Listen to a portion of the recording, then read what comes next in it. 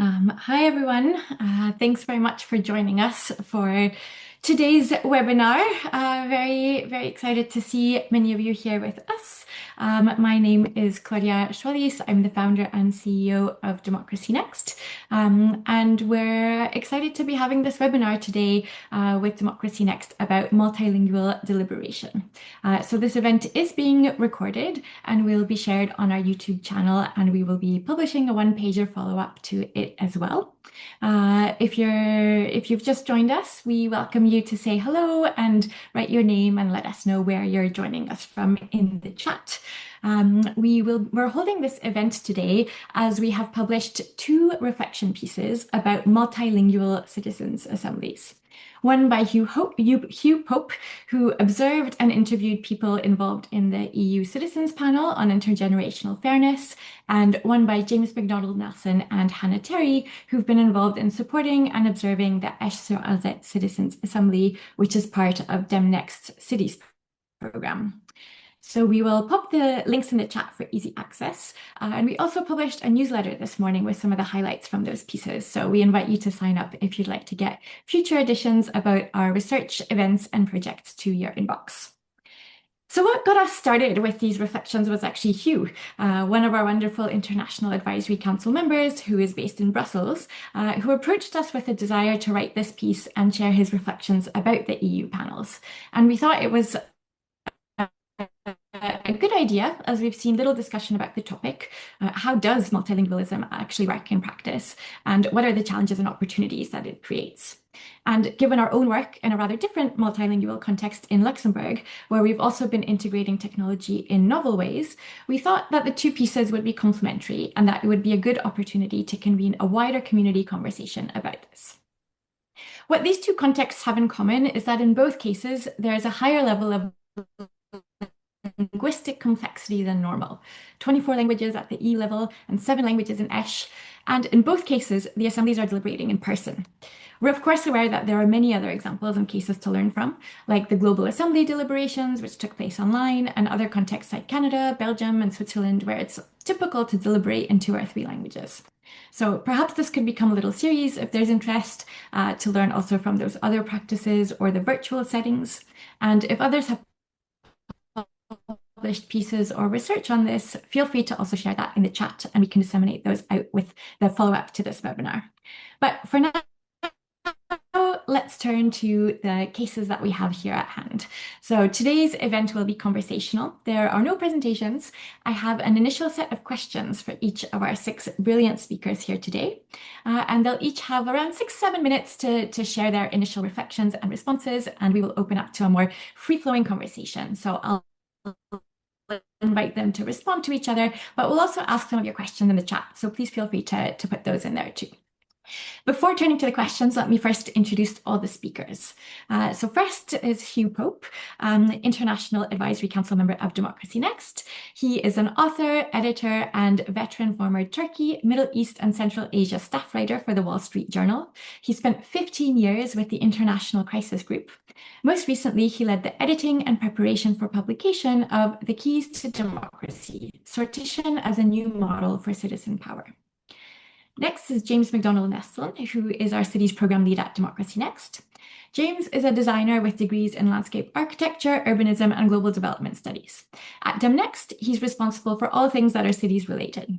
This includes managing collaborations with cities around the world who have partnered with DemNext to broaden and deepen citizen participation and deliberation in urban planning decision-making, with citizens' assemblies playing a central role in that.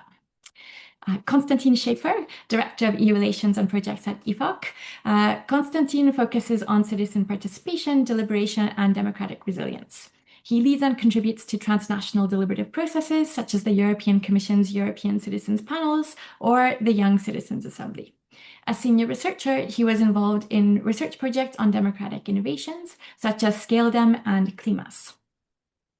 Lisa Verhasselt is a research associate at the Luxembourg Institute for Socio-Economic Research.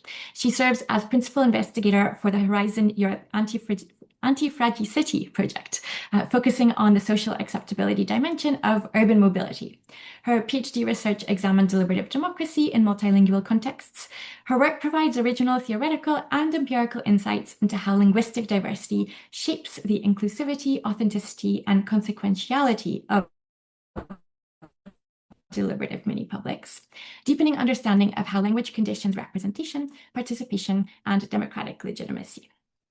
Liz Thielen is the lead facilitator at Snakke & Co. She's a senior communications leader bridging government participation and creative strategy. She's the founder and CEO of Euphoria Studios and crafts campaign and brand experiences that move people to action. At Snakke & Co., Liz designs citizen-centric communications and co-creation processes for ministries, municipalities, companies, and NGOs. And last but not least, Joram Toons is co-founder of Dembrain. He's the CEO and co-founder of the civic and deliberative tech initiative dedicated to transforming how democratic participation works in everyday life. At the heart of Dembrain's work is the belief that democracy should be more than a political event every few years. It should be part of how we govern our cities, design public services, and make collective decisions. So without further ado, I'm going to turn over to my questions so that I'm not the one speaking so much, but we're hearing from all of you. So I'm going to kick off first with Hugh. So your reflection piece draws on observations and interviews of facilitators, interpreters, assembly members, and officials involved with the EU Citizens Panel on Intergenerational Fairness.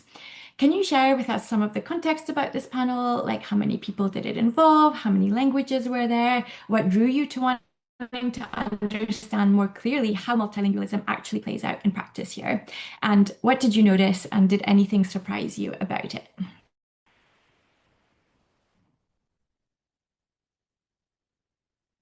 Oh, you're on mute. So I'm at the end of a long cable here.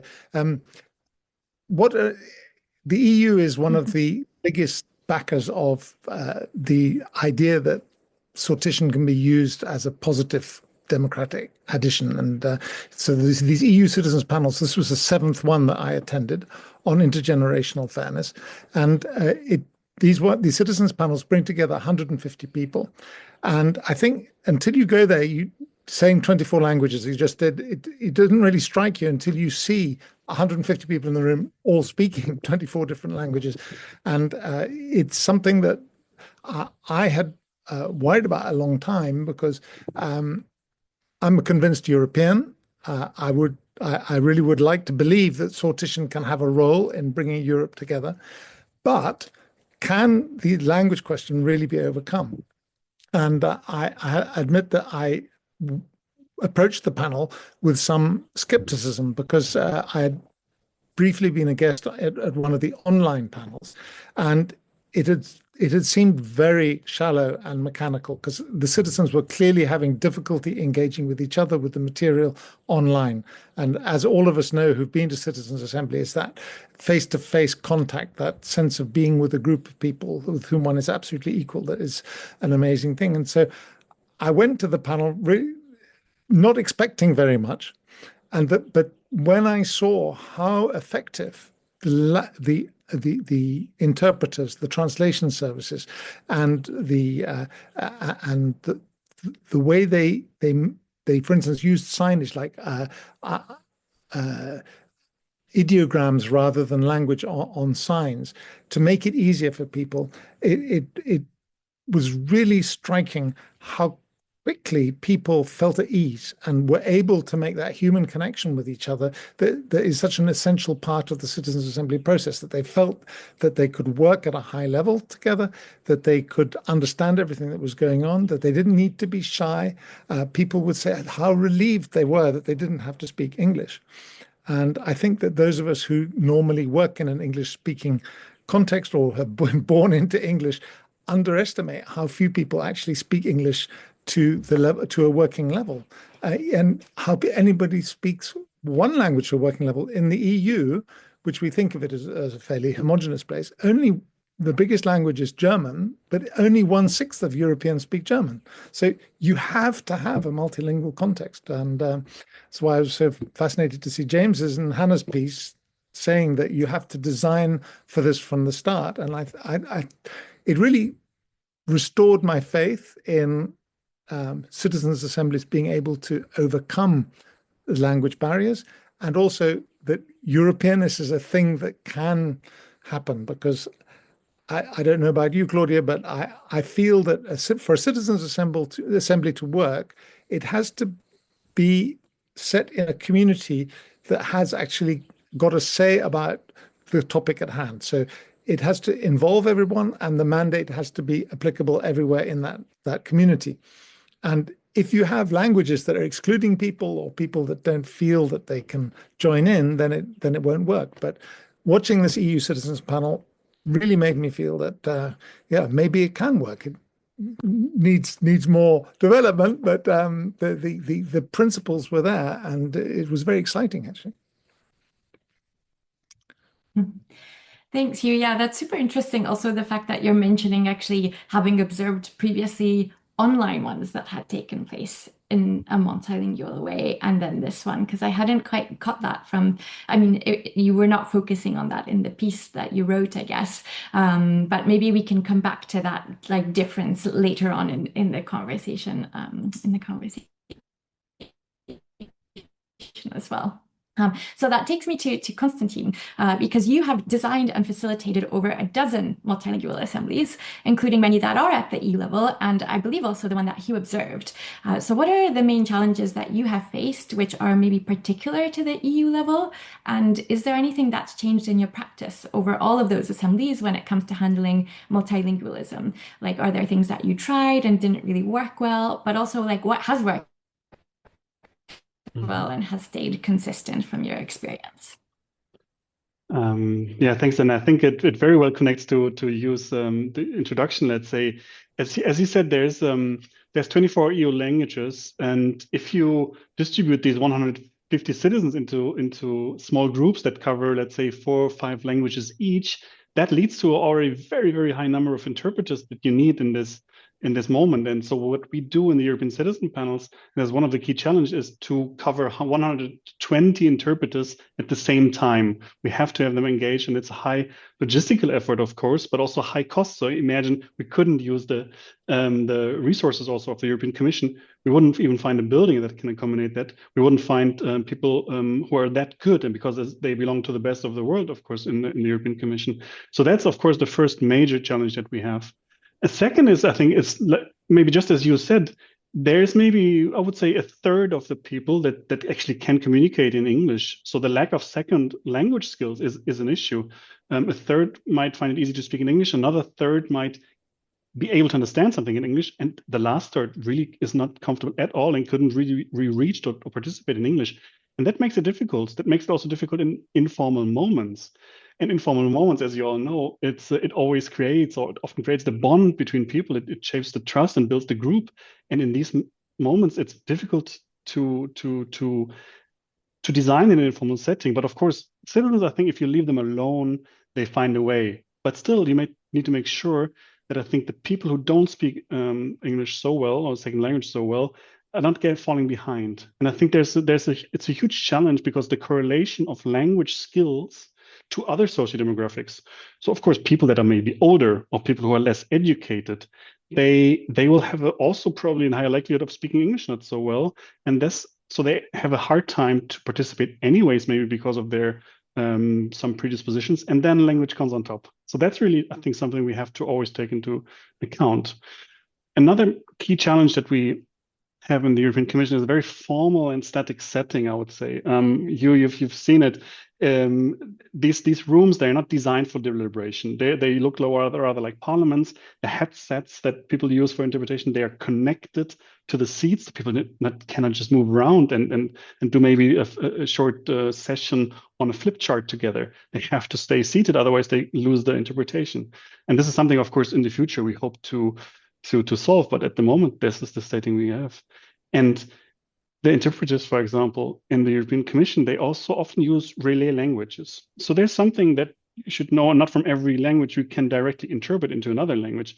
Some exotic languages, as I might call it, and smaller languages they need relay languages. That means that people from these smaller countries and smaller languages might have a disadvantage, because they hear actually things later than people from the bigger language groups. So they can also react a bit slower. So that puts them maybe in a certain disadvantage here. So I don't want to take too much time, but I think that's only what I'm covering now is only the interpretation part of it. But think about also maybe as a last part of working with text, because at some moment we know at the end of the deliberations we have to write some things maybe down. We have to have a recommendation typed in somewhere, and for that, of course, we work with AI tools and automatic translation. But they often come also with restrictions. And when I think about what we've done so far, we've designed maybe nice tools, but then they were not 100% ideal. The translation didn't work so well. And then actually the deliberation became part of just centered so much about the translation problems of the AI tools that we used, which wasn't really at all supposed to be the core of the translation of the exercise. So last but not least, maybe some solutions that we have also tried. I think the interpreters have tested in recent years a bit more to come out of this formal setting, to break a bit the formal setting. And I'm not sure, Hugh, whether you observed it, but they also more and more are ready to engage as whisperers, maybe come with the citizens in an informal moment and try to help them navigate through informal moments also with whispering translations. What we also use a lot is very inclusive facilitation techniques. So we cannot work so much with text, for example, on a screen. So we use visualizations, we use arts, we use music as different ways to express themselves beyond language. And what we also use more and more is trying to go into language groups. So here may be a time that you go just exchange with the people in your language first, and then later come back to the bigger group. And last but not least, I think one solution that I think works very well is, and more I think we made use of it during the past years, is to cover really all of the languages in our team, in our facilitation team, and to also train them interculturally before they go into that setting. So I think the more experience we make, of course, the easier we find it to do that. But it's really important, I think, for everyone in the room, for every citizen, to find someone that can help them in their language, that make them feel welcome, and that also make them feel their language, their small language maybe, is appreciated. And it's not a barrier to the process, but that language is really something that connects us and not something that is a barrier necessarily only. Thanks, Constantin. Also, yeah, super interesting to hear those reflections. I have indeed been in some of those spaces at the EU that you're describing, which on the one hand have this certain formality and staticness, but on the other hand also are set up to even enable the things that you're talking about too. So interesting that you mentioned this like increasing use of whisperers as well. So I am curious actually, Hugh, if you had also witnessed that in the assembly that you were observing too, because I think that happens a little more informally rather than with the formal interpreters sometimes in other settings as well. Yeah, it was really striking because the interpreters are generally trained to be extremely self-effacing and never to come forward, but and especially in EU official contexts, they're treated as like the tea and the coffee, I think. But suddenly they became very important to the two people who'd come from Estonia would immediately focus on their translator. And as Constantin said, the EU is trying to mobilize by allowing the citizens to visit them in their booths and encouraging the translators to come down and have coffee with the citizens, because it really makes them feel at home in a setting that they have never experienced before. It's not like they're officials. Okay, yeah, that's a super nice point, actually. I think it can probably contributes to like the wider sense of I guess like what we tend to talk about as like those more informal things that happen often like towards the beginning but remain important throughout, of people like having group building. So like also getting to know each other informally and building trust and so on, and how that enables things. And I think what you're both pointing to is actually this like additional dimension that's needed in these multilingual contexts as well. Next, I want to turn maybe to the other example now and ask James first, because you have written about the assembly that we're involved in at DemocracyNext in Esch-sur-Alzette, Luxembourg. And you've titled this piece as being about the most multilingual place in Europe, which is according to a recent EU study, actually. And so can you tell us first maybe a bit of context about this assembly? And I also wanted to ask you to pick up on two things. Like one is actually something that you don't write about, but I was reminded when we were preparing for this webinar, is that in the very early days of planning this assembly, we had thought about potentially using a tool called Wordly to see if we could enable small group conversations across 5 languages that would be aided by like AI translation, which led to let's say, rather funny test session and a decision to ultimately not use it. So I think also sharing maybe some of that experience about why we decided not to use it could be useful for this conversation too. And then I think the other point that also I think Hugh and Constantin alluded to about like why one of the conclusions in your paper is emphasizing this point about not settling on having one official language with others maybe being like secondary languages, but everything being designed as like equal languages from the start.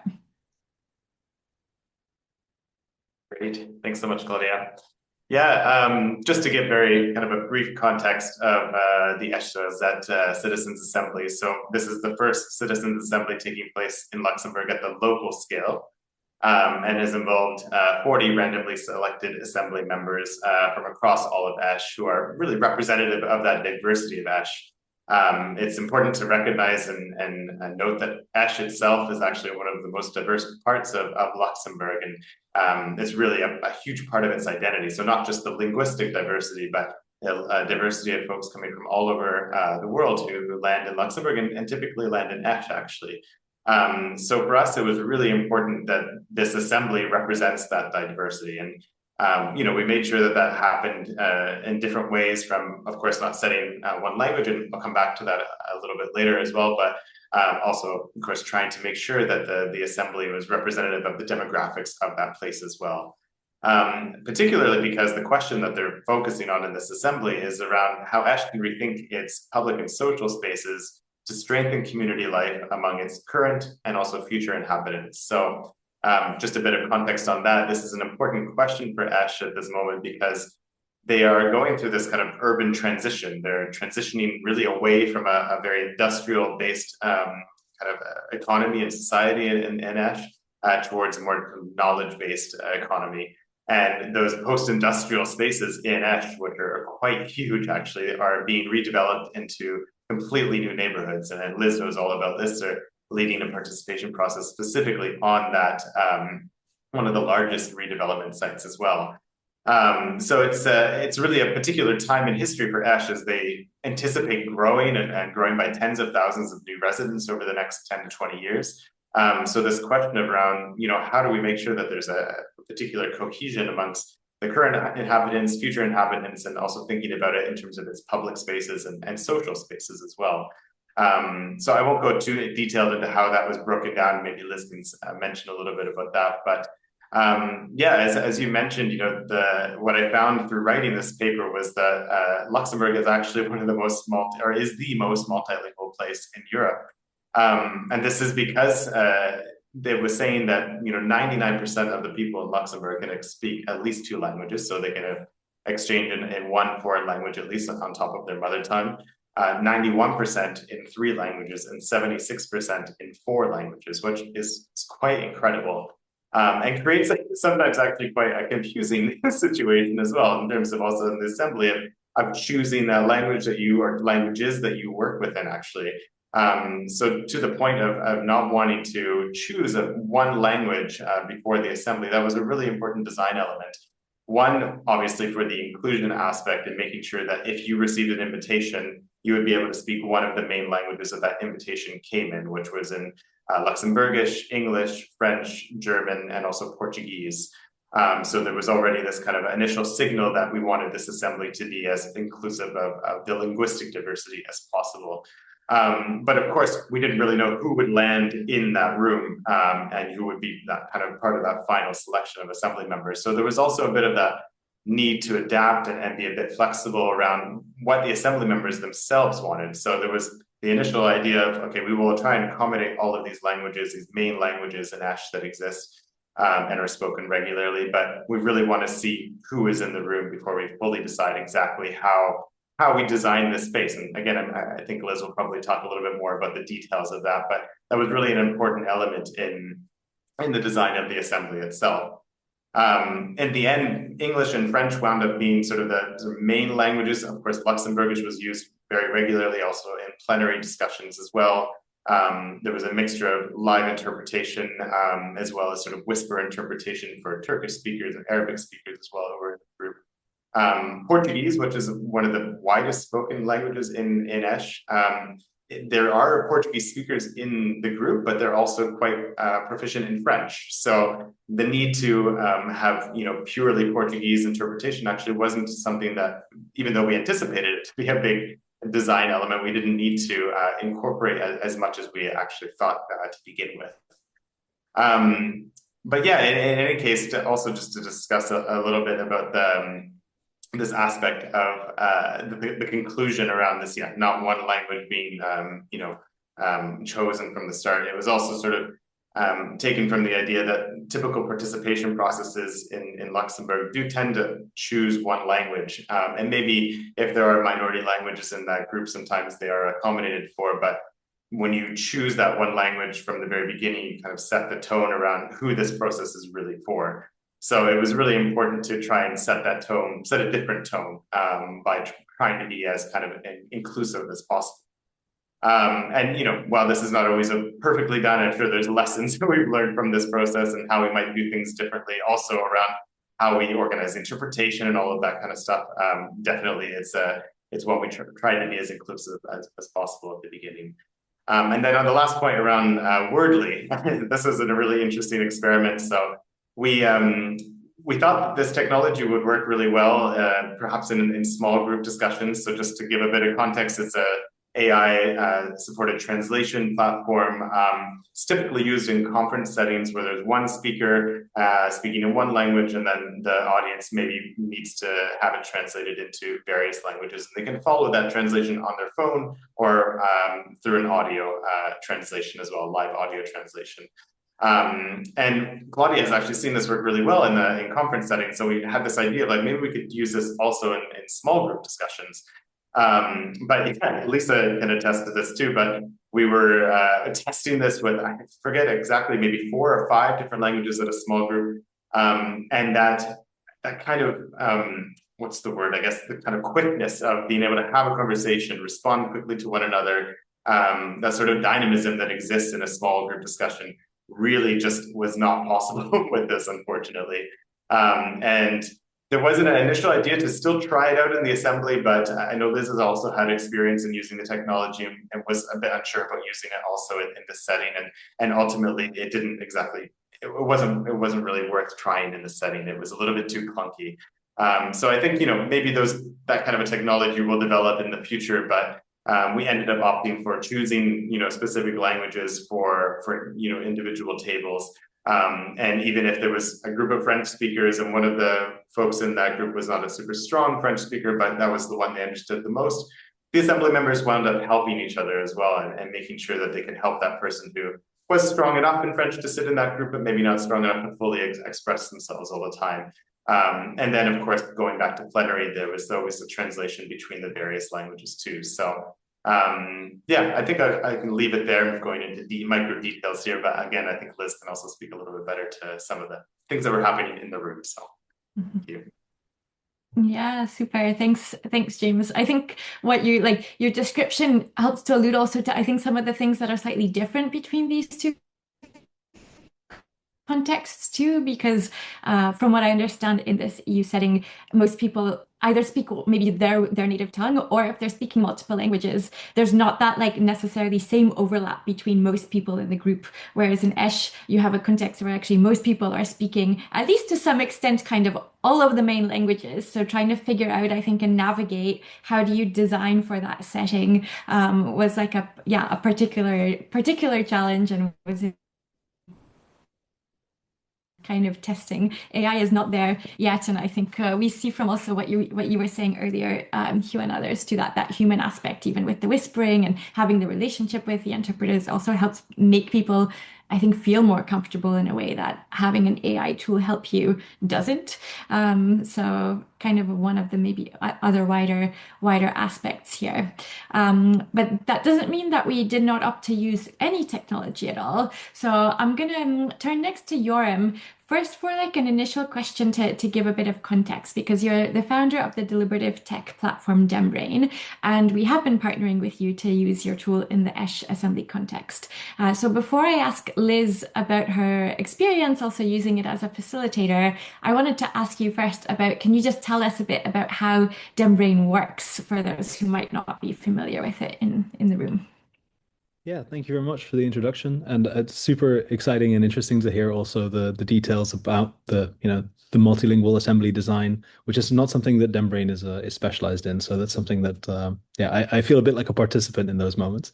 DemBrain works. DemBrain's mission is to make it really simple to make sense of really big, sometimes messy conversations, and we do that by providing a platform where hosts and facilitators, so in this case Liz, can create a QR code that any number of phones can scan, and it turns their phone into essentially a dynamic portal that can be used to record the conversations as they're unfolding and sends all that information to a kind of central place where the hosts and the facilitators can kind of digest and reframe and understand all of the information that's coming in through those conversations. And the way that we were using DemBrain, the way that we use DemBrain in multilingual settings often is that we'll use it to rapidly translate between different groups that are speaking different languages, so synthesize lots of different groups that are speaking different languages into single recommendations. And very often as well in multilingual settings, we'll do analysis settings or analysis moments where we're also having the many different languages being presented side by side in the analysis. So people can ask questions and then they'll see essentially a response coming back from all the data that's collected in the room in however many languages that are necessary. And we did a session like this in Hungary where we had English and Hungarian side by side, and the Hungarian people were like, wow, it's actually like fairly good. So that's what we tend to use DemBrain for in these multilingual settings. What we use in the behind the scenes is that we are running AI models on EU provisioned hardware, and we dedicate a lot of time and energy to try and make the transcription as accurate as possible given the constraints. And so one of the things we end up doing is using multiple different transcription models and essentially comparing and contrasting the results of those models, and fact checking the results of, for example, smaller, faster models with slower, larger models in order to provide the best possible transcription. And this was really important in the Luxembourg context because obviously many people there were speaking Luxembourgish, which is a very what we call under-resourced language, which is that it's very underrepresented in the AI training data. But one of the things we were able to do is by combining these small, fast transcription models with a larger multimodal model, we were able to pick up on all of the different kind of linguistic nuances that were happening, where people were code switching between very related languages, for example, German, Luxembourgish, and then also between in French and going into English. And we were able to translate all of that verbatim and keeping all of the code switching intact in the transcript. Obviously with some margin for error, which I think made it it kept the richness of the original text rather than kind of flattening everything and translating everything into English, which other transcription software might do. So that's a bit of context about what DemBrain does and how we were used in Luxembourg. Yeah. Perfect, thanks. And I'll come back to you after for another question. But first I wanted to turn to Liz, because you've been facilitating the ESH assembly, and the team that you work with are all incredibly multilingual. Your team speaks 7 different languages as your native tongues, and everyone speaks at least 1 to 2 other languages. So you're used to facilitating in these sort of settings. But from what I understand, using technology, so in this case DemBrain, to support the multilingual aspect is a first in ESH. And at the outset, you and your colleagues had some hesitation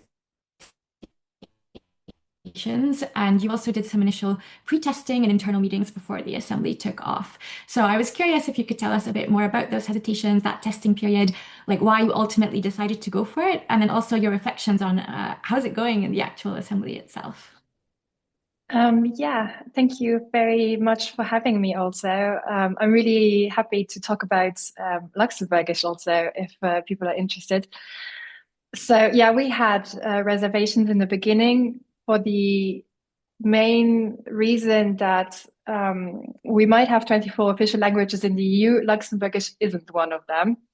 So as Joram also said, every language tool is usually not really trained to understand and especially not to interact with Luxembourgish. So we usually can't use Google Translate with Luxembourgish. It works to a certain extent, but not to a level that you could use it in a professional setting and not at all in a dialogue setting. So when the idea of DemBrain was pitched to us, I immediately liked the product when we were talking in English and speaking to each other. That was not the issue. But I told them immediately, listen, I'm really sorry, but I know already this is not going to work in Luxembourgish because those models just aren't used to the language. So we tried it. They asked us to give it a chance. We tried it. And especially also a very important aspect that Joram was talking about is this code switching. So sometimes we have the habit of switching between languages within sentences or using words from different languages, maybe more than in other languages. So that's another challenge, I think, for a language tool. We tried it and we were amazed because it worked. We were all looking at each other, okay. And I swear I'm not getting paid by DemBrain to say this, but it did actually work. And so what it then really did for us is help us also not only between the participants to understand the different languages between the groups, but mainly also already to understand each other between facilitators. We decided on one working language, which was between us English, because yes, we are all speaking many different languages, and we have, I think, 7 or 8 mother tongues between us, but not everyone speaks the same languages to the same level as the other person. So we, as it is often done also in Europe and the EU, we settled for one language that everyone speaks, and so we could get all the different language groups in this language. And at the same time, if we would ask them to translate it, it would do it immediately too. So everyone could also then reread what the other groups were saying in their language of choice or of preference. So that was an amazing tool to have. I think that I think you were saying in the very beginning that is language, or he asked the question, is it a barrier that can be overcome? And I think that it can, but also, as James mentioned, it has to be designed into the context, into the process from the very start. For us in Luxembourg, it's quite normal to do certain things and don't do other things, like what James said with Portuguese, for example, even though it's the second most spoken language in Esch, it doesn't need interpretation into Portuguese for some different reasons. What it, however, also means is that choosing, and I think that's the biggest takeaway, and one thing we always tell our project partners, in choosing the language, you choose how accessible you want the process to be. So choosing a language always comes with a certain exclusion factor. So in Esch, we were really glad to see that the city said that they want to be as inclusive as possible.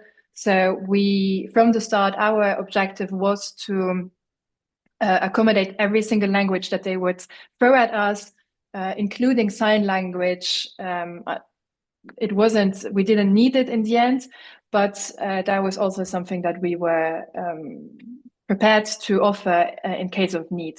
So I think that's unfortunately still a little bit the minority for project partners, because it comes also with a certain cost. But I hope that in the future there will be more, and that we can prove that this works. Thanks, Liz, and also appreciate you sharing quite honestly about like what the hesitations that you had at the start were about, which I think, I think seem very reasonable as to why your initial reaction to our suggestion was like, oh, not really sure. But I also think, these things need to be tested. And from what Europe was saying, a quite different approach to how you're doing the translation than how it's being done with things like Google Translate and so on. So that's maybe like a slightly technical explanation, but it opens up other practical possibilities when people come to understand that too. So actually turning back to Yoram, I wanted to also gather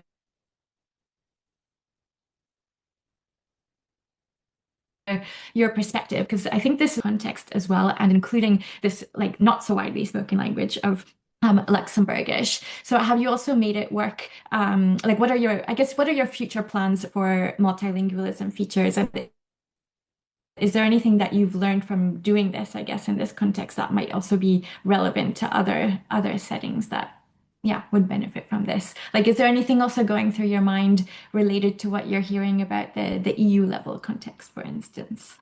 Yeah, I mean it's huge. So I think from maybe coming at it from like I don't know, a kid who watched a lot of Star Trek, and you have the universal translator and it works perfectly and it's all good. Like that's obviously where you want eventually this technology to enable, right? Is that you walk into a room, it doesn't matter what language you speak, and you're just having fluent, dynamic conversations with all kinds of people, and maybe the AI is giving you little tips that like maybe this word is mistranslated, or that you need to understand the cultural context behind what somebody is saying. But I think we're really quite far away from this. This is one of the reasons why at DemBrain we decided not to focus on like live translation, like for example Wordly is trying to provide, just because the models aren't quite there yet, and it introduces this kind of like this kind of awkward constraint, and I'm always surprised and kind of amazed by how with good process design you can work around language barriers to a very large degree. And this is why we ended up focusing on, okay, can we get the quality as high as possible? Can we get the verbatim code switching in the transcripts? Can we like essentially setting the bar a little bit more manageable rather than like live in-person translation? I do think that eventually you're going to be able to get there. And I think also with the approach and the philosophy that DemBrain has of making it as accessible as possible to start recording large group conversations through, for example, scanning your QR code and just having your phone be your portal into the discussion.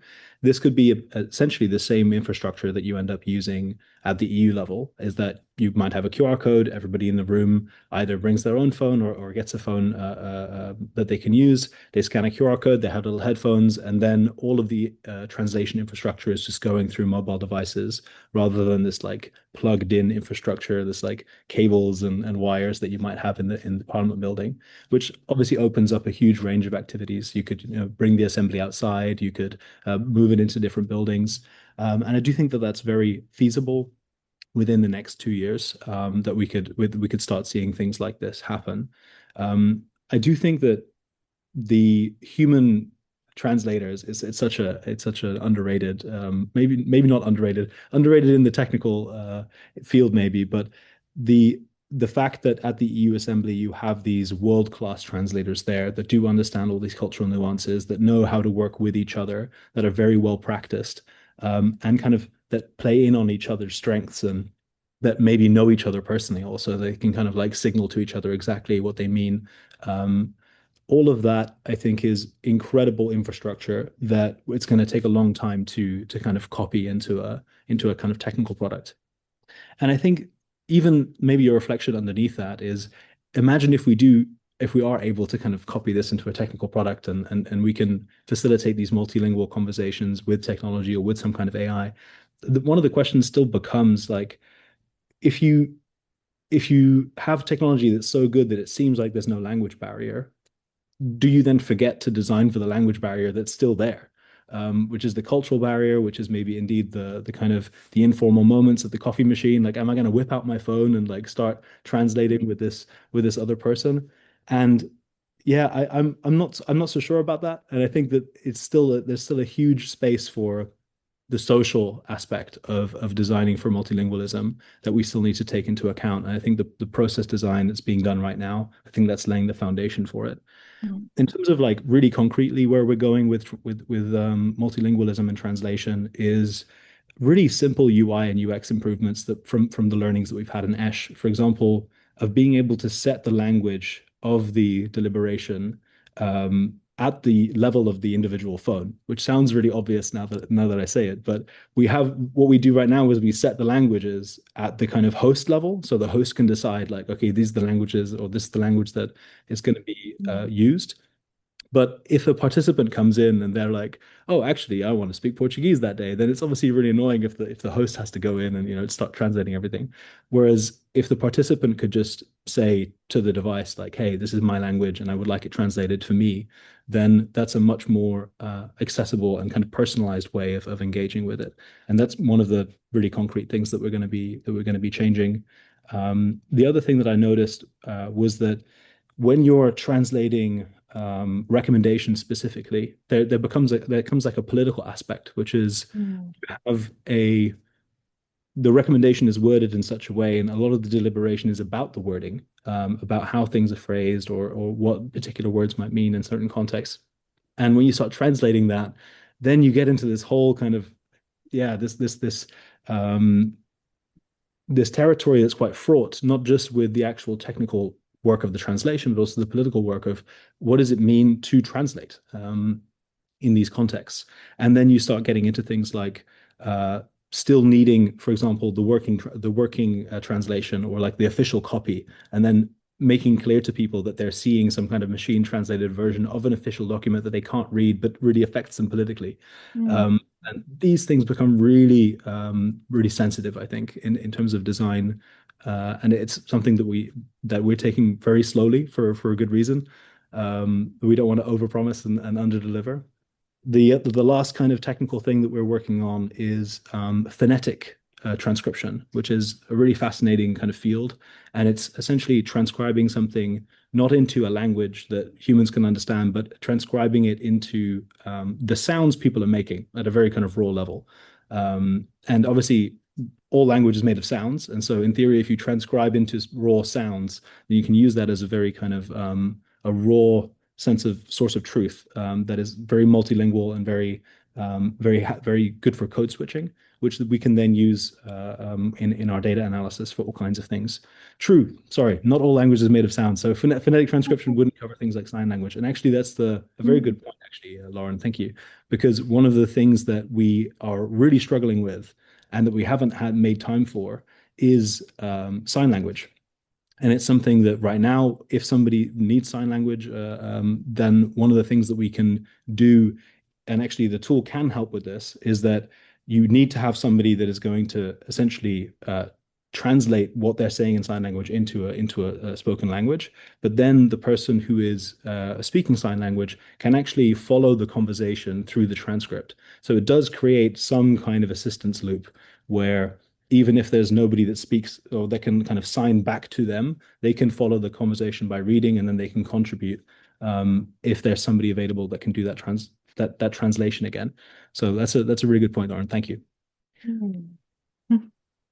Yeah, super interesting. I mean, I won't go down the rabbit hole also, I think, of accents, because I wonder how like the Scots will be reacting to some of those propositions and things as well. But I think it's, yeah, I appreciate also the kind of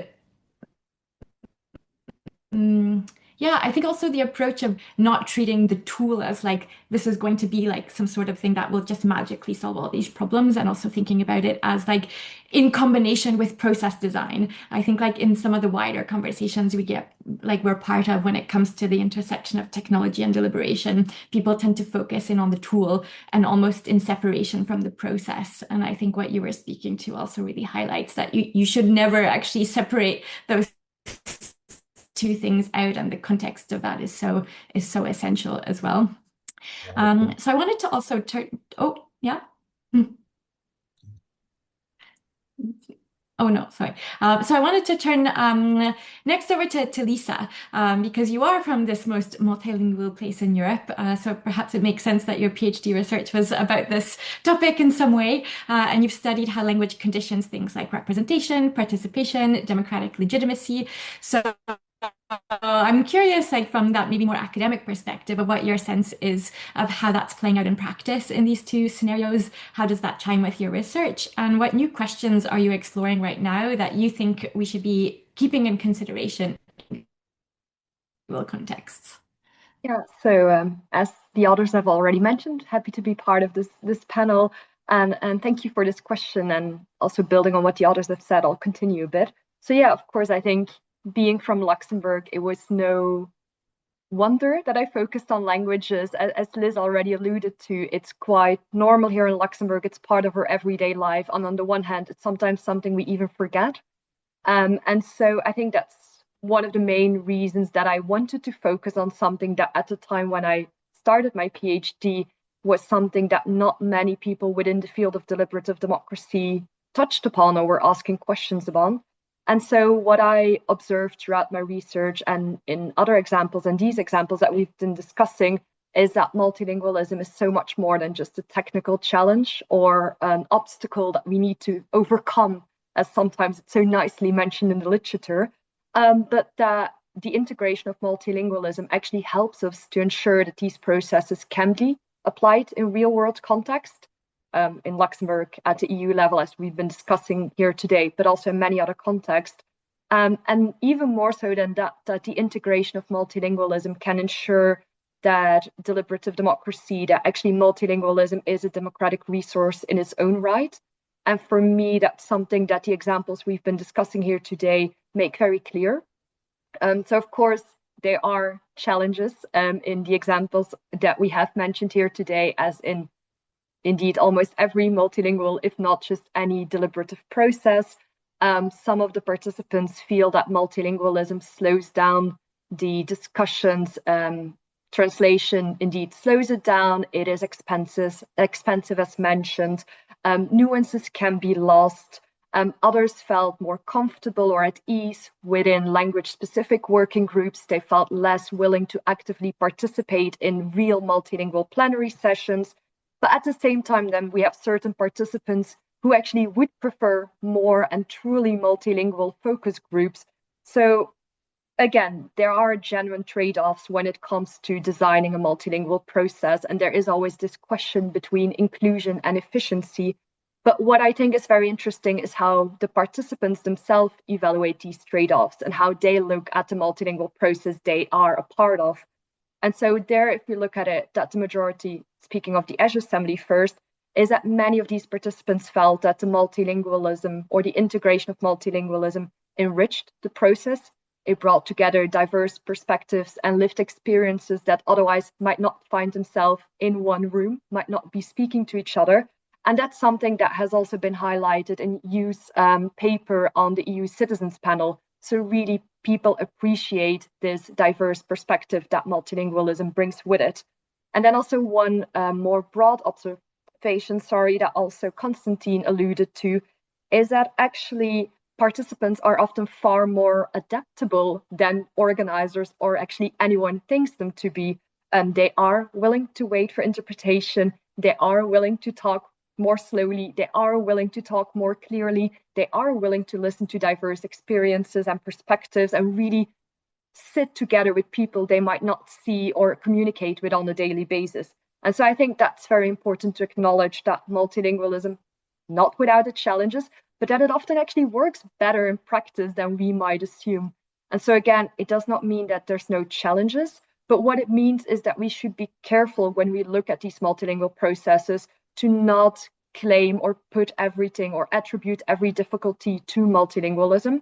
So participants may lose indeed their concentration during very long deliberative sessions. They might struggle to grasp the complex topics they're discussing, but these challenges are not necessarily caused by language or by multilingualism, often they are just simply part of deliberation and the deliberative process that they're part of. And so for me, what this points to is that, or at least for me, you asked what are the questions I'm considering next. For me, the question no longer is whether multilingual deliberation is feasible, whether it can work, nor is it about whether multiple languages should be accommodated in these processes, because increasingly we have learned that multilingual deliberation can work, it is feasible, it is necessary in multiple contexts, or at the very least, it would be highly beneficial to have a multilingual process.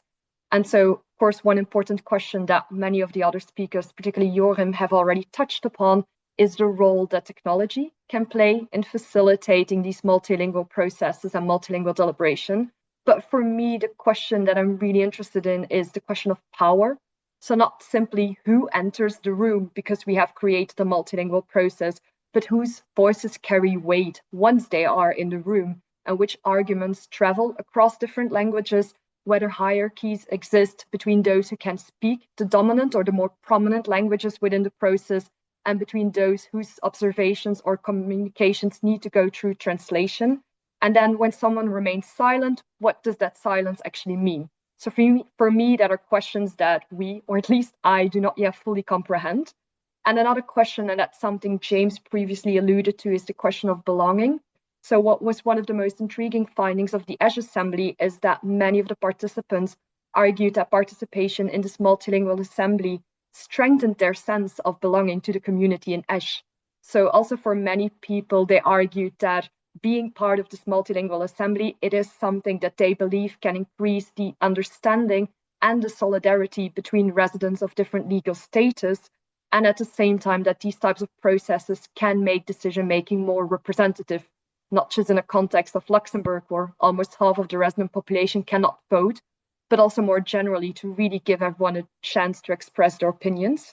And so for me, that raises the question whether we should understand the value of deliberation not simply by its value in impact, policy impact, impact on participants or on the wider public, but also as a form of democratic recognition and social cohesion.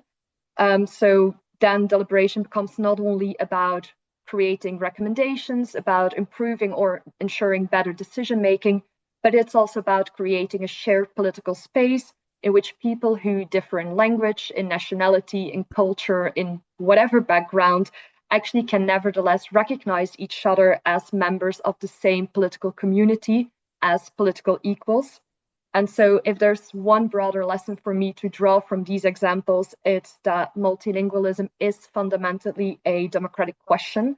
As Liz also nicely mentioned at the end of her talk, is that the way we design deliberative processes communicates whose voices belong, whose voices can be heard, whose voices matter even, and then also what kind of political community we want to build. So I'll end it here. Yeah, super, Lisa. I think that's a nice kind of thread back to some of the topics. And I appreciate also how we've been able to kind of maybe go back and forth some of the, let's say, technical aspects of understanding, like, well, in practice, how did you design things to make it work, which I think are useful for others to understand. But I think actually bringing it back to these wider political questions that Jorim and yourself in particular have just alluded to that these are ultimately questions of power, and these bigger picture questions around how you design this ends up having an impact on how people feel a part of the political community that they're living in or not. So I appreciate that we have about half an hour left in the session, which leaves a lot of time to, I see there's some questions in the chat and the Q&A, which I'm going to do my best to read while listening and so on. But also I wanted to give a chance for you speakers first to come back on anything that others have said that maybe you wanted to either question someone else or respond to, or if there was anything along those lines, feel free to jump first, and then I'm going to circle back on a few points that I had noted to come back to. So I don't know if Hugh, being off mute, you're ready to jump in on something there. I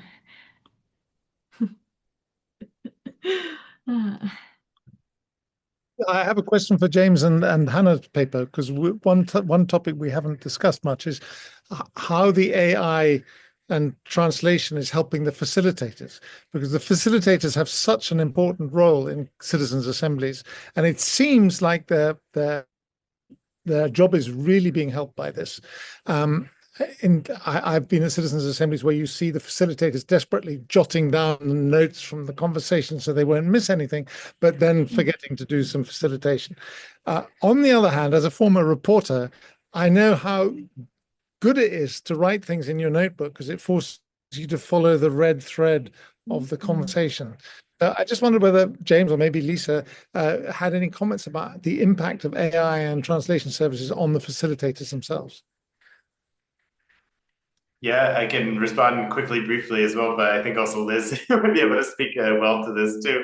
And Lisa, of course, you've also been there observing all of the sessions as well. So, yeah, I mean, from what I've understood, talking to Liz and Milan, one of the other lead facilitators, is that it's really helped in this case to be able to take that pressure off from having to write down every single note in the notebook. Of course, they're still writing on sticky notes, they're still writing on the flip charts, and those things are kind of consolidating the overall discussions. But it takes a little bit of that pressure off of trying to write down every single letter and note necessarily. So it makes it a little bit easier then to be, from what I've understood, a bit more dynamic, and being able to also then connect points between assembly members, or maybe even offer like a quick translation where it's needed, those kinds of things. So, but yeah, I don't know, Liz, if you wanted to also come in on that as well, because you've been using it in your work very specifically.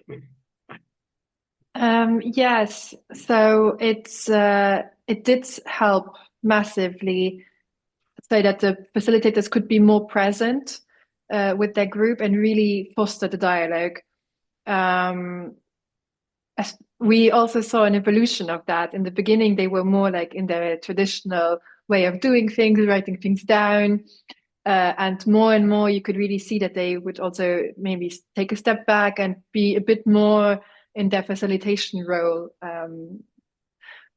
The members had the same learning process also.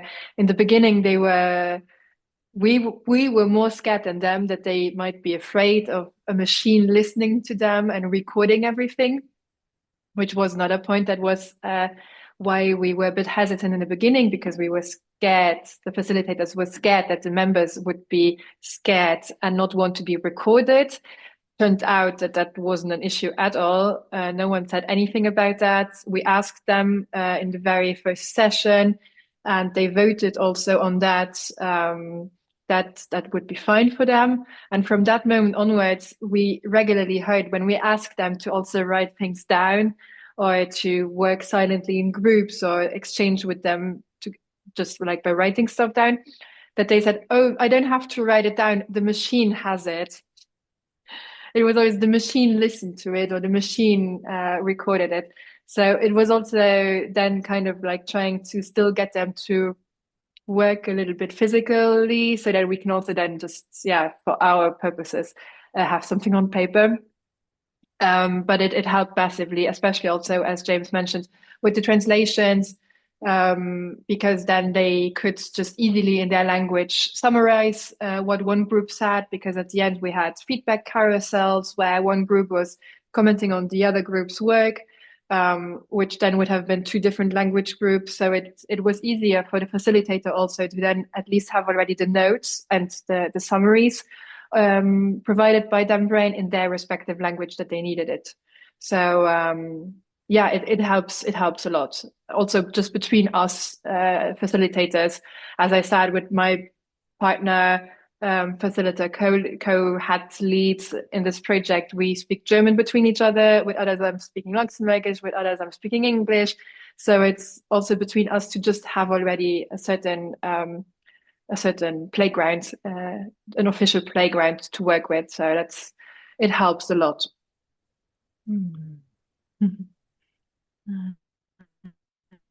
Super great questions, also really interesting answers. I don't know if also Lisa, Constantin, or James also, if you had any questions or things you wanted to come back on. Constantin?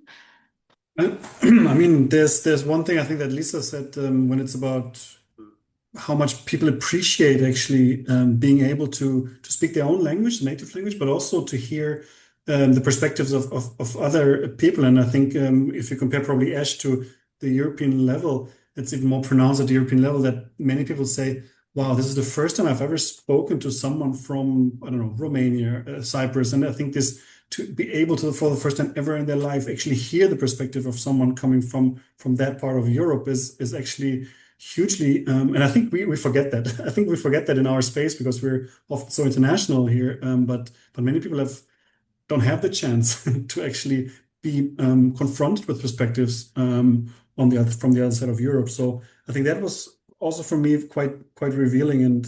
And I think when it's about the facilitators, I think we should always encourage the language diversity and to use own language. And I noticed that, and I was also learning from my part, that for the first multilingual panel, I remember I facilitated and I moderated in English because I thought that somehow that would be easier with my interaction with experts and maybe also more fair in the room. But then I noticed that very quickly people in the room also tried to use a second language. They tried to talk to me in English, although it would have been much easier maybe for them to express themselves in Italian or whatever language. So I found that also. So now we try not only to encourage the facilitators, but also experts, the input givers, to consciously speak their own language, although they would have maybe rather liked to speak in English because they regularly communicate on the expertise like that. And this is something I think it also reflects on a question in the chat where someone actually asks how much value is given to people presenting on stage something in the native language compared to in a second language. And I think I've learned that we should do more of that just to make that native languages also appreciated. Yeah, really interesting, actually, also the point even about the facilitators and the experts, because I could see how also, yeah, when you're maybe used to some of these settings where even like this, we're all speaking English, even though that's not everyone's first language here, you forget that that's quite unusual for many people to be in that kind of setting too. Though I also know that it's much easier to speak, like when you're used to talking about all the technical words, like I don't have the same vocabulary for this work in some of the other languages that I speak. And I know other people who are non-native English speakers but do this work in English also find a bit of the same thing. So I think it's like a double challenge sometimes. Just one thing that also came to my mind now is actually that when you talk to someone, of course you transmit information, but sometimes it's much more important to transmit to convey emotions. And I think this is sometimes very difficult with tools, with interpretation, with maybe AI. And I remember this one experience in the European Citizens panel on tackling hatred, where people gave testimony of personal experience of discrimination. And it was very emotional, very sensitive. And I wasn't sure if interpreters, the way they interpreted, because people couldn't hear the original testimony, they would only hear, of course, the interpreter's voice. I wasn't really sure if they would be up for the job, because the European Commission usually is used more technical language and less emotion. But they actually were doing it so well that actually the emotion came through in many different languages, and people started crying, hearing the information, but also getting the emotions conveyed through their personal interpreters. And that I found very, very powerful, that they managed to do that, to convey the emotions even in different languages. So kudos to the European Commission interpreters in that regard also. Yeah. Joram? Yeah, I have maybe an upside down question for Constantin and for Hugh as well, which is I guess the energy of the question is this idea of, if something costs a lot, then we give it a bit more value. And I think what I'm hearing with the work that's being done at the European level and the required investment to get this working, to get a multilingual assembly off the ground, to have all those interpreters there, that actually a part of the value is almost coming through in the cost. And it sounds a bit odd maybe, but that because it's such an ordeal somehow, a logistical ordeal to make it happen, that when those moments of connection between two people who wouldn't otherwise speak happen, that they're given more weight. And I'm wondering if that weight is somehow adding to, or like what if it's adding up to something, the added weight of the difficulty, and that if you were to take the difficulty away, let's say if everything were kept the same, but it was easier, would it feel just as revelatory, or do you think something would be missing from the process? It's maybe a strange question, but. Well, I would say I would dive to answer, since you asked what I might think about that. It's I think it's really important that people go through some kind of difficulty to in the process, because and this is where I was coming from the facilitators question too, is that somehow needing the subject is how you can get to the point where you might think of it from a new angle and perhaps even change your mind. And this is somehow the magic of the deliberation process, is that you're leading a group of people to a new place. And so there should be some kind of work involved. I don't know whether having the sense that it costs a lot of money is what it would make my wheels spin as a citizen participant. But I think that the sense of occasion that the European Union is able to provide, the magnificent, even if not purpose-built, council chambers, or in France, the Palais de Jena, where the French citizens' assemblies take place, has an impact on making citizens feel they've come to a special place to perform a special function according to their own conscience. So I think that the ceremony of it, as long as it's meaningful, does have a purpose, and does help lead people to a new place, which is what it's all supposed to be about. Yeah. Do you want to come in on that too, Constantin? No, I'm not sure I have much more to say, but I think you could ask the same question probably about the whole deliberative process and the experience. Like, what would it have had the same importance or meaningfulness if it was easier for people? Because I think it's in general difficult. It's pleasant experience. It's transformative experience for people, especially in these multilingual settings, I guess. But it's also hard. It's also hard to work on topics that are new. And I mean, we're faced, I think, with a similar challenge in general with deliberative processes, that the joy and the benefits that people take away also come from that it's not easy always, and that it has to be, I think.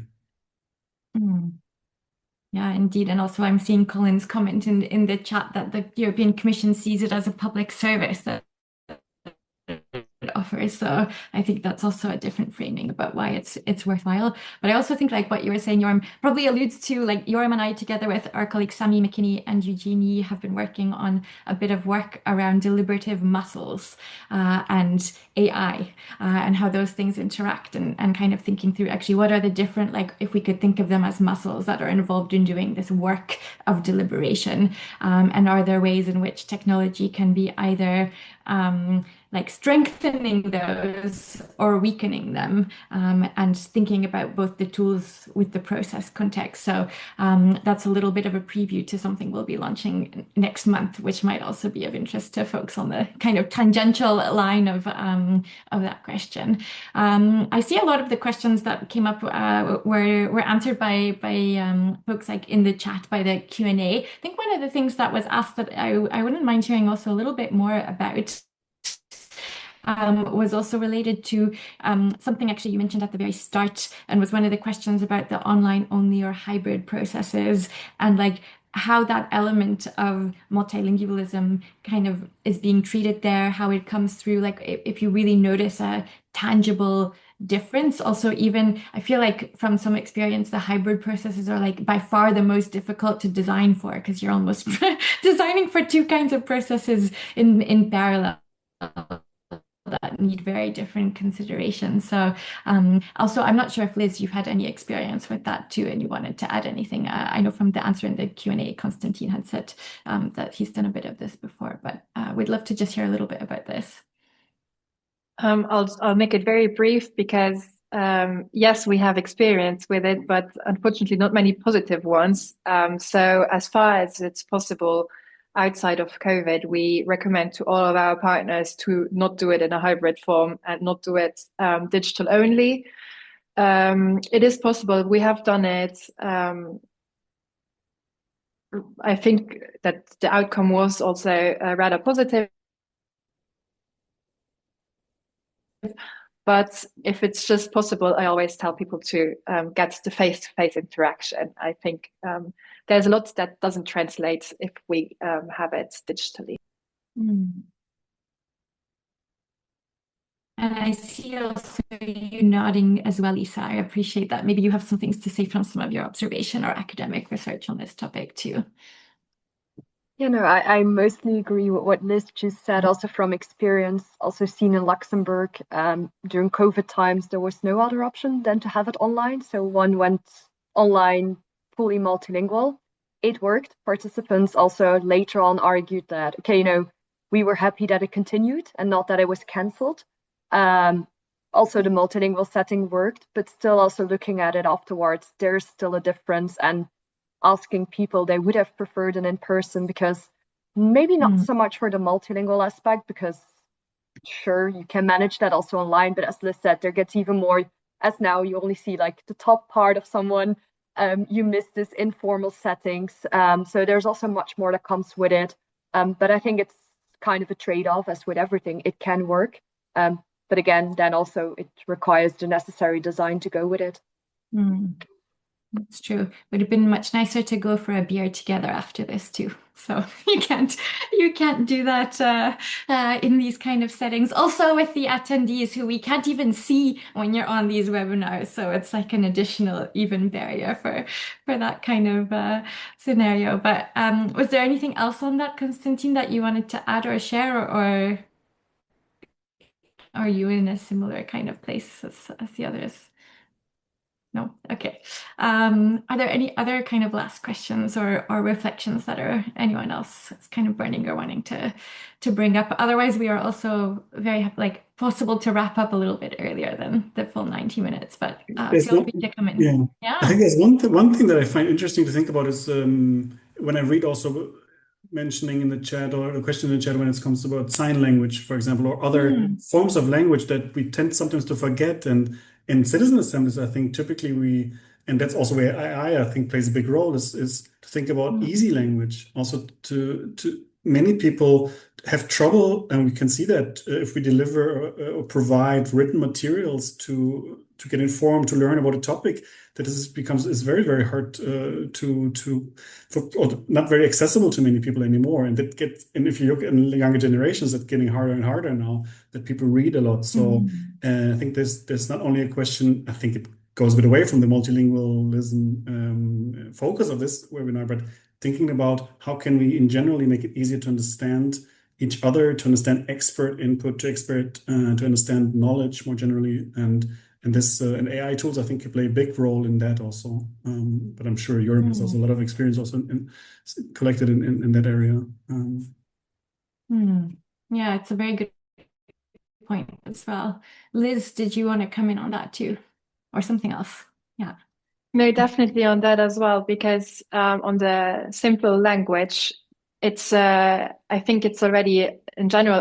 Maybe you and Constantin have a little bit of experience with that as well at the EU level, because we always struggle a little bit with, because in German you have leichte Sprache, which is very well regulated. There are rules and regulations for it. When can you call it leichte Sprache? When is it einfache Sprache? It doesn't really exist in French, and in English it's kind of like easy to understand. We provided easy to understand translations for all our progress reports, so that it's just because we always see it as if you make it accessible for everyone, it's like it helps. Maybe for some person it's absolutely necessary, for someone else it's nice to have. So we always go from that and then work our way upwards. But I wonder how it is in other languages, because in Luxembourgish I don't think that we have anything about it. We have something that is in the making at the moment. So there's, I think, also a big discrepancy at EU level in general between languages. And then just in general, I don't think there is a specific way of, and I know that at EU level, there are associations doing also great lobbying work for inclusive presenting styles or how to present in an inclusive way. But that's also difficult because there's not one form of how to present for people who are maybe otherly abled or have certain disabilities. So maybe also that's an interesting question that I would like to give back to Constantin and Hugh, and maybe also Lisa. Yeah, super interesting question. A very good point as well. James, were you wanting to come on the back of that too? I thought you had your hand up. No, my point was different, so maybe I'll let the conversation flow in that direction. So go for it. If Constantin or Lisa, you also want to address that. Yeah, Lisa? Yeah, I think what I find always an interesting question, because when we talk about language, we tend to forget that not everything is indeed, as already mentioned, spoken language, and that we need to take into account that even then spoken language is not the same for everyone, and not just even the difference between languages. And I think what I've seen a lot of success with is not just provide then written language, but also like use of figures and visuals, or even we had in one of the other processes, there was the use of an artist who was there doing the process and drew images and actually drew the recommendation as an image to kind of help the participants in a more playful way. And there you also see that this, on the one hand, it creates a more sometimes an informal setting also to the recommendations to what was previously said, something that's very political, and sometimes a lot of discussions about, no, but I don't like this word, or I don't like this word. And so if we use it more in a visual way as well, of course, it's not always easy to do it only in a visual way, because you also have at a certain moment to hand it over to policymakers. But I think this visual aspect can be very useful there to also ensure a more plain language, or even get away from the spoken language. Yeah, that's a very good point as well. James? Definitely sorry, Sorry, Hugh, James. if you wanted to. Did you want to come back in on this? Otherwise, I think James had his hand up as well. But just to feel carry on free if from what it's related. Sorry, I think I have a tiny internet lag as well. So sorry, James, I'll just say that, Lisa, as you said, that even in a single language citizens assembly like the French one on the end of life, they made extremely effective use of cartoonists doing drawings of what people were talking about, and it really helped people see things from a different angle, and actually I think even influenced the ease with which citizens understood the consequences of their decision making. It was called the decision making tree. And yeah, that was the other small point is that I think a lot of even monolingual assemblies spend a lot of time trying to train their experts to speak more clearly and simply to the citizens, and because they're speaking their in-house language about the subject to their peers, which is very different to how they would present it to ordinary people. And I think that's one of part of the wonderful aspect of citizens' assemblies. It gets people to stop talking peripheral nonsense and get down to the point. Anyway, sorry, James, to step in front of you in the queue. You're good, no worries. No, it's very interesting. I've also seen this, like the illustration aspect being used just in a workshop that took place in one day. And even just for us, it was also very interesting to see it in a visual representation. So as a visual person, I also really appreciated it. No, I just wanted, I know we only have 5 minutes left, but wanted to go back to, I thought one of the very important points that Lisa brought up around the sense of belonging that multilingualism, multilingualistic assemblies, multilingual assemblies can create and strengthen this sense of solidarity with residents from backgrounds that kind of creates a sense of social cohesion and shared political space, etc. I'm just curious from Liz's point of view, having been an Escher, having lived in Esch previously, and having done lots of work in Esch, also in different participation processes. Have you kind of witnessed that also through this process too, even if it's just subtle as well in the maybe casual moments outside of the formal assembly space? Is this something that you've kind of started to see, you know, that kind of cohesion across people from different backgrounds? Definitely. It's often, and I think you can see that in Luxembourg, it's often The first gathering, people don't mind the languages and they are open and just introducing each other to everyone. They're polite. Then in the second step, people often retreat into their language group because it's the easiest. And you have immediately something in common with a person, especially again, this idea of Luxembourgish.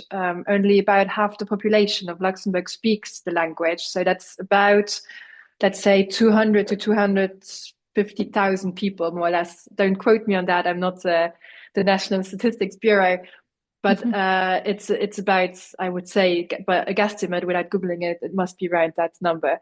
So it's something that we hold very dear. Then the same thing, and you know that when you're abroad, if you hear someone speaking your language, you immediately have a connection with that person as well. So it's people then find each other in the groups of their own language, and then you can then see how then those groups rearrange. In Esch, it's quite kind of normal that you go.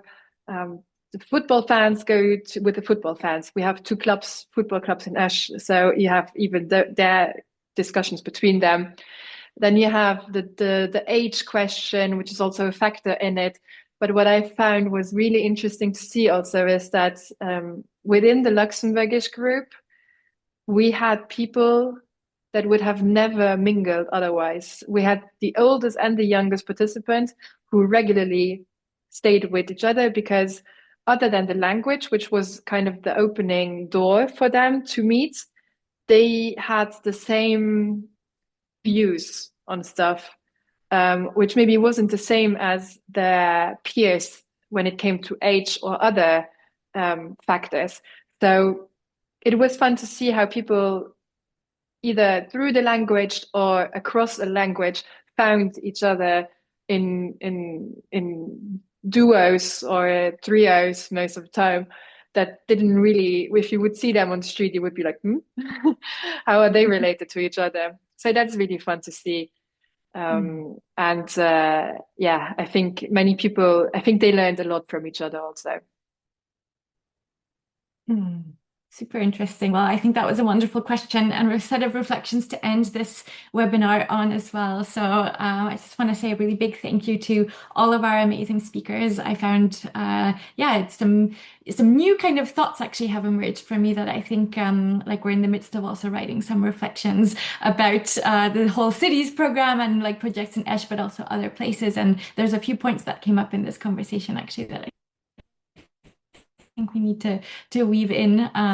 So I'll hold you on that point of suspense of what that will be. In particular, we'll debrief with James after. But really, yeah, thank you to Hugh and Constantin, Liz, Lisa, Yoram, James, and thanks to everyone for joining us. Really great questions and very rich discussion. So we'll be following up afterwards. So thank you, everybody.